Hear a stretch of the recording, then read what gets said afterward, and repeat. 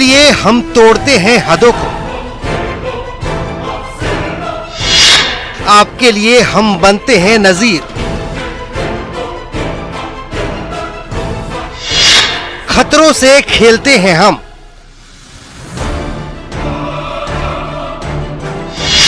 एक बार फिर हमने पेश की मिसाल।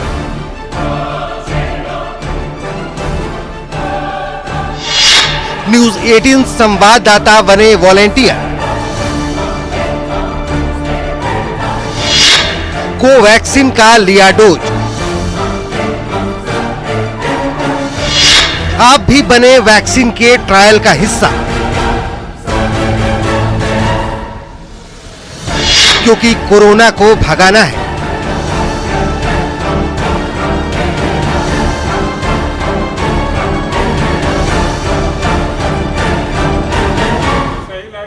अगर कोरोना को हराना है, कोरोना का खात्मा करना है, तो जन भागीदारी बहुत जरूरी है, क्योंकि बिना जन भागीदारी के कोई भी काम पूरा नहीं हो सकता। जन सरोकारों को हमेशा तवज्जो देने वाले न्यूज़ 18 ने इस बार एक और मिसाल पेश की है। कोरोना वैक्सीन का डोज लेकर न्यूज़ 18 के संवाददाता ने दूसरों के लिए नजीर पेश की है।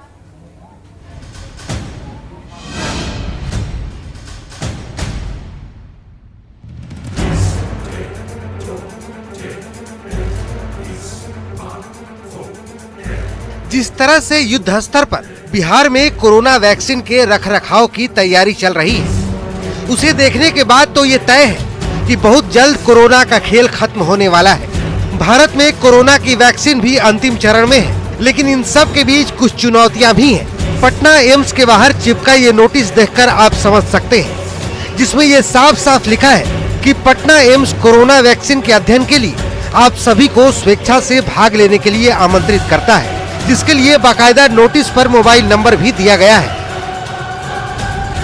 पूरे देश भर में कोरोना वैक्सीन आने का इंतजार किया जा रहा है, तो पटना एम्स में भी कोवैक्सीन का तीसरे फेज का ट्रायल जारी है। एम्स प्रशासन ने आम लोगों से अपील भी की है और देख सकते हैं कि अपील नोटिस यहां पर चिपकाया गया है। बतौर मोबाइल नंबर के साथ एम्स प्रशासन ने लोगों से अपील की है कि तीसरे फेज का ट्रायल जारी है और ट्रायल पूरा होने के बाद ही जो वैक्सीन है उसको लॉन्च किया जाएगा। लेकिन अब तक महज 100 लोगों ने रुचि दिखाई है और वैक्सीन का डोज लिया है। एम्स की ओर से लगातार अपील के बाद भी 100 से ज्यादा लोगों ने रुचि नहीं दिखाई, जबकि कोरोना वैक्सीन के अध्ययन के लिए 1000 लोगों पर ट्रायल जरूरी है। लिहाजा न्यूज़ 18 के रिपोर्टर रजनीश कुमार ने खुद ही वॉलेंटियर बनने का बीड़ा उठा लिया। हमारा उद्देश्य है कि आप जागरूक हों। नतीजा, हम कोरोना पॉजिटिव मरीज नहीं है, हम एक आम लोग हैं, लेकिन हम वैक्सीन का डोज लेंगे। और देख सकते हैं हमारे साथ पूरा एम्स प्रशासन है जो अभी पूरी प्रक्रिया में लगे हुए हैं और हम सीधे चलेंगे और उसके बाद जो ट्रायल है उसमें हम भाग लेंगे। चूंकि ट्रायल में भाग लेने के बाद अब तक जो 2 फेज का ट्रायल हुआ उसमें कोई साइड इफेक्ट नहीं है। इसको लेकर हमने पूरी तफ्तीश कर ली है, हमने रिसर्च कर लिया है, जानकारियां इकट्ठा कर ली है। उसके बाद हम भी अब डोज लेंगे और उसके बाद आपकी बारी हो। जानना जरूरी है कि वैक्सीन के ट्रायल का हिस्सा बनने के लिए किन किन चीजों का होना जरूरी है। वॉलंटियर का मोबाइल नंबर और आधार कार्ड बेहद जरूरी है। कंसेंट फॉर्म पर सहमति के बाद ही कोरोना वैक्सीन का डोज दिया जाता है।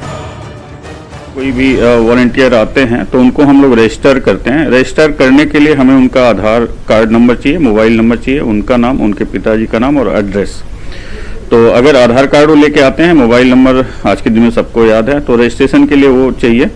उसके बाद हम उनको कंसेंट फॉर्म देते हैं, जो हमारा 3 पन्ने का कंसेंट फॉर्म है। हम उनको बोलते हैं कि आप पढ़ लीजिए, समझ लीजिए, और अगर कोई क्वेरी है तो वो हमसे पूछ लीजिए। अगर उनकी कोई भी क्वेरी है जिसको पूछना चाहते हैं, नहीं समझ में आ रहा है, वो हमसे पूछ सकते हैं। और उसको पूरी तरह से पढ़ने के बाद वो अगर सेटिस्फाइड है, वैक्सीन लेने के लिए तैयार होते हैं, तो फिर हम उनको वैक्सीन दे देते हैं। कोरोना वैक्सीन का डोज लेने के लिए न्यूज़ 18 के संवाददाता ने भी पूरी प्रक्रिया अपनाई। कंसेंट फॉर्म को पहले पढ़ा और सहमति के बाद तैयार हुई डॉक्टर्स की टीम, जिन्हें संवाददाता को डोज देना था। 3 डॉक्टरों की मौजूदगी में संवाददाता रजनीश कुमार ने कोवैक्सीन का डोज लिया, जैसा कि आप तस्वीरों में देख रहे हैं।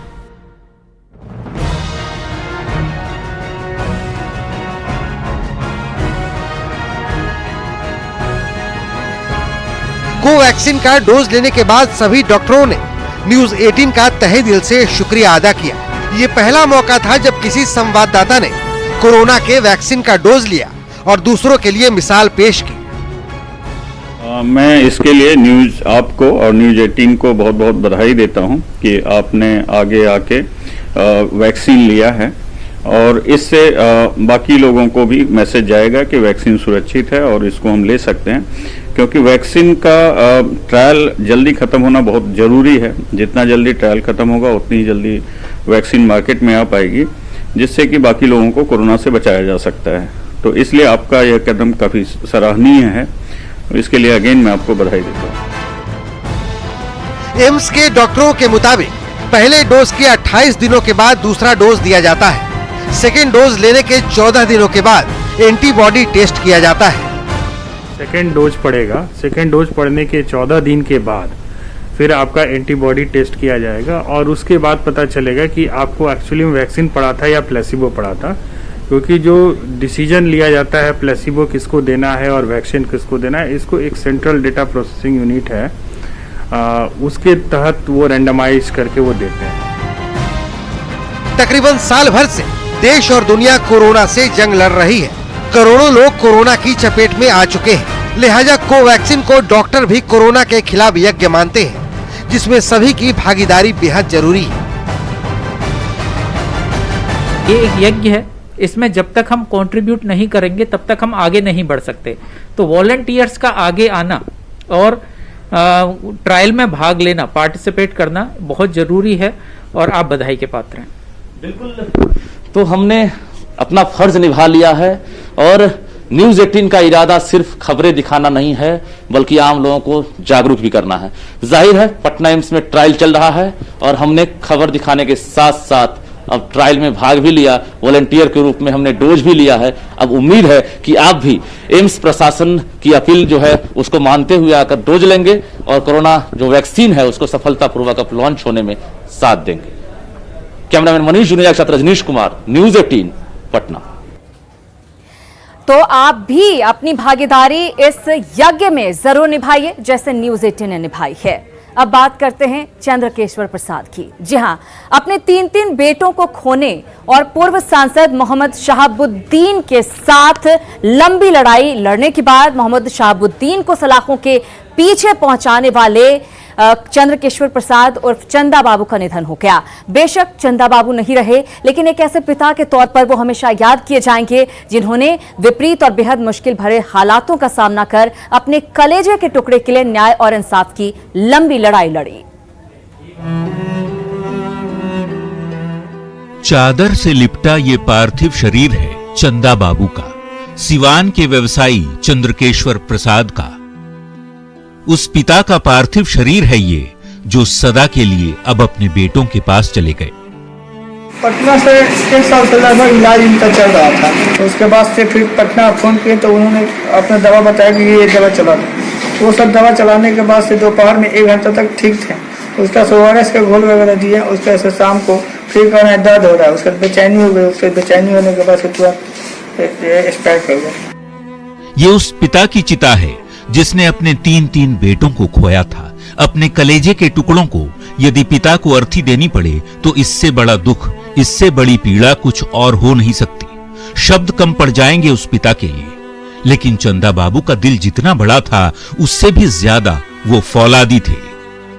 अपने 3 जवान बेटों को खोने के बाद चंदा बाबू ने उस शख्स को लंबी कानूनी लड़ाई लड़कर सलाखों के पीछे पहुंचाया जो इनके बेटों का गुनहगार था। 15 साल पहले बाहुबली और आरजेडी के पूर्व सांसद मोहम्मद शहाबुद्दीन की सिवान में तूती बोलती थी, लेकिन आज उसका पता सिवान नहीं, दिल्ली की तिहाड़ जेल है। आज उनका देन है, उनका योगदान है कि आज सिवान आजाद है। जिस दिलेरी के साथ, जिस कर्मठता के साथ, जिस त्याग और तपस्या के साथ उन्होंने संघर्ष करके सिवान की आज़ादी में अहम योगदान किया, आज उनके निधन पर हम गहरा शोक व्यक्त करते हैं। 2004 में चंदा बाबू के 3 बेटों गिरीश, सतीश और राजीव का अपहरण हुआ। बदमाशों ने गिरीश और सतीश को तेजाब से नहलाकर मार डाला। इस मामले का चश्मदीद रहे तीसरे बेटे राजीव की भी हत्या हो गई। साल 2015 में शहर के DAV मोड़ पर सरेआम राजीव को गोलियों से छलनी कर दिया गया। पिछले साल ही चंदा बाबू की पत्नी का निधन हो गया था। एक एक कर 3 बेटों और धर्मपत्नी को खोने के सदमे से टूट चुके चंदा बाबू अपने सबसे छोटे और दिव्यांग बेटे नीतीश और बहू के साथ गौशाला रोड स्थित अपने आवास में रह रहे थे। चंदा बाबू एक सिवान के व्यवसायी थे और रात में उनको हृदय गति के चलते उनका सदर अस्पताल में देहांत हो गया। उस समय हम लोग थे सदर अस्पताल में। वो व्यक्ति अपने परिवार के लिए सिवान में बहुत लड़ाई लड़े। अपने परिवार के लड़ाई में जो व्यक्ति उसको कांड किया था उसको सजा दिलवाने में वो सफल हुए। चंदा बाबू न केवल अपने बेटों के लिए कानूनी लड़ाई लड़े बल्कि सिवान में कई आपराधिक हत्याओं के लिए भी न्याय की लड़ाई लड़ी। तभी तो उनके निधन की चर्चा सियासी गलियारों तक हो रही है और नेता श्रद्धांजलि दे रहे हैं। हम सभी मर्माहत हैं, खासकर भारतीय जनता पार्टी का एक एक कार्यकर्ता उस व्यक्ति के निधन से दुखी है, क्योंकि उस व्यक्ति ने एक लंबी लड़ाई लड़ी थी। चंदा बाबू भले ही ऊपर भगवान को प्यारे हुए हों, स्वर्गवासी हुए हों, लेकिन अंततः भगवान उनके साथी हैं। देखिए, मामला न्यायपालिका में है, आप जान रहे हैं, और न्यायपालिका पर कोई टिप्पणी करना मेरे जैसे लोगों के लिए महत्व नहीं रखता है। मैं एक बहुत छोटा कार्यकर्ता हूं या मैं कोई न्यायविद नहीं हूं, लेकिन चंदा बाबू की मृत्यु पर मुझे भी दुख है। वो तो मामला उनका कोर्ट में है और उनको जो भी न्याय मिलना है वो अब कोर्ट से ही मिलना है। वो उनका निधन हुआ, हम लोग अच्छे व्यक्ति थे, उनके निधन पर दुख प्रकट करते हैं। मोहम्मद शहाबुद्दीन को कड़ी चुनौती देकर उन्हें सजा दिलवाने वाले चंदा बाबू अदालत से भले ही न्याय का आखिरी फैसला ना सुन सके, लेकिन एक ऐसे पिता के तौर पर वे हमेशा याद किए जाते रहेंगे जिन्होंने विपरीत और बेहद मुश्किल भरे हालातों का सामना कर अपने कलेजे के टुकड़े के लिए न्याय और इंसाफ की लंबी और सफल लड़ाई लड़ी। न्यूज़ 18 के लिए सिवान से मृत्युंजय और पटना से शैलेंद्र के साथ ब्यूरो रिपोर्ट। कुछ पलों का इंतजार कीजिए, फौरन लौट रहे हैं कुछ और खबरों के साथ। न्यूज़ 18 स्पेशल में एक बार फिर से आप सभी का स्वागत है। बात दरभंगा सोना लूट कांड की, जिस दरभंगा सोना लूट कांड को लेकर पूरा पुलिस महकमा जुटा है। उसके मुख्य आरोपी मनीष सैनी को एसटीएफ तलाश करती रही और उसने हाजीपुर कोर्ट में जाकर सरेंडर कर दिया। वहीं सरेंडर से पहले मनीष ने वीडियो जारी कर सफाई भी पेश की, लेकिन दरभंगा पुलिस ने मनीष का एक और वीडियो जारी किया जिसमें मनीष का कबूलनामा है। हालांकि सवाल है कि इस मामले में मनीष के बाकी साथी और लूटा गया सोना कहां है। सरेंडर से पहले सोना लूट के आरोपी की सफाई। और मेरे ऊपर इल्जाम लगा है कि 7 को सोना लूट कर मनीष कुमार सैनी फिरार है, लेकिन ऐसा कुछ है नहीं। इसमें मेरा भी तनको कोई इन्वॉल्व नहीं है, नहीं हम इस कांड में शामिल है, नहीं इस कांड के बारे में हम कुछ जानते थे। सफाई के बाद सामने आया आरोपी का कबूलनामा। सुधांशु भुट्टा और हम गए थे, रोहित गया था, आमन गया था, 5 आदमी गए थे हम लोग। वहाँ गए तो वहाँ गेला के बाद पहले पिए, उसके बाद चल गए खाना खाने शादी में से आए खाना खा के तो भूषण बोला कि भैया ये वो यहाँ कान ढूंढने वाला है बहुत बड़ा तो उसको बतियाने लगा। उतने पर हमको फूफा आवाज़ मारने लगा तो हम अपना चले गए घर। कांड के बारे में क्या बोला? कौन कांड? सोना कांड के बारे में बोला। एक हफ्ते पहले दरभंगा में दिन दहाड़े बंदूक की नोक पर 5 करोड़ के सोना लूट की ये तस्वीरें जब सामने आई थी तो इन तस्वीरों ने दरभंगा से 160 किलोमीटर दूर राजधानी पटना में बैठी सरकार और पुलिस महकमे के माथे पर पसीना ला दिया था। लेकिन एक हफ्ते बाद भी लूट के 14 किलो सोना में ना 1 ग्राम सोना पुलिस के हाथ लगा, न ही हाजीपुर का रहने वाला मुख्य आरोपी मनीष सैनी पुलिस की पकड़ में आ पाया। जिस मनीष सैनी को एसटीएफ तलाशती रही वो वीडियो बनाकर खुद को फंसाने का आरोप लगाता रहा, सीबीआई जांच की मांग करता रहा और फिर जाकर कोर्ट में सरेंडर कर दिया। और मेरे ऊपर इल्जाम लगा है कि 7 को सोना लूट कर मनीष कुमार सैनी फिरार है, लेकिन ऐसा कुछ है नहीं। इसमें मेरा भी तनको कोई इन्वॉल्व नहीं है, नहीं हम इस कांड में शामिल है, नहीं इस कांड के बारे में हम कुछ जानते थे। हम नीतीश जी से गुजारिश है कि कांड को कैसे CBI जांच करवा के जितना भी आरोपी है मेन आरोपी को पकड़ा जाए और बेगुनाह को इस केस से बचाया जाए। इसमें 5-6 लड़का बेगुनाह फंस रहा है और साथ में हम भी है। मेरा पत्नी को उठा लिया है, 4-5 दिन हो गया, हम 4-5 दिन से भागे फिरे चल रहे हैं, कुछ खाए नहीं है। मनीष सहनी के वीडियो के जवाब में पुलिस ने भी मनीष सहनी का वीडियो जारी किया है, जिसमें मनीष की झूठी सफाई की पोल खुल गई। इस वीडियो में मनीष न सिर्फ अपने साथियों का नाम बता रहा है, बल्कि दरभंगा जाने और सोना लूटकांड के बारे में जानकारी होने की बात भी कबूल रहा है। सुधांशु, भुट्टा और हम गए थे, रोहित गया था, अमन गया था, 5 आदमी गए थे हम लोग। कैसे कैसे गया था, कौन गाड़ी से? एगो अपाची था, एगो FZ था। ये अपाची पर कौन कौन था? अपाची पर था उषा, हमरा पर था, FZ पर था, अमन था, भुट्टा था, हम थे। अपाची पर रोहित, सुधांशु। वहाँ पर भूषण क्या बातचीत तुमसे किया? वहाँ गए तो वहाँ गया के बाद पहले पिए, उसके बाद चल गए खाना खाने शादी में से आए खाना खा के।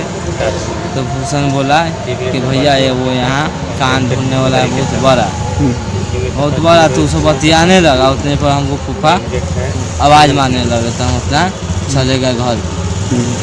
कांड के बारे में क्या बोला, कौन कांड? सोना कांड के बारे में बोला था। तो तुम क्या बोला?